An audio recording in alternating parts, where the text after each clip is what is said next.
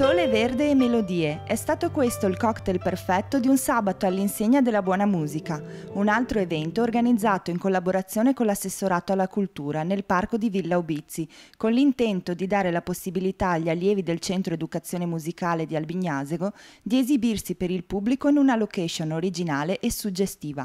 Nel giardino sono stati allestiti 3 punti d'ascolto in corrispondenza dei 3 accessi, creando una simultaneità di situazioni musicali di diverso genere. Il pubblico ha potuto passeggiare intorno alla villa intrattenendosi ad ascoltare gli allievi del CEM in una maratona musicale iniziata nel pomeriggio e protrattasi fino a sera.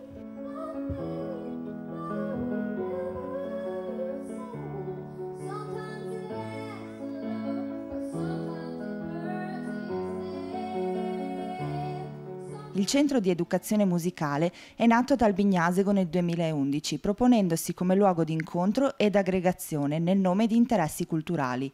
Attraverso l'organizzazione di corsi ed eventi ha lo scopo di trasmettere l'amore per la cultura musicale ed artistica come un bene per la persona e un valore sociale.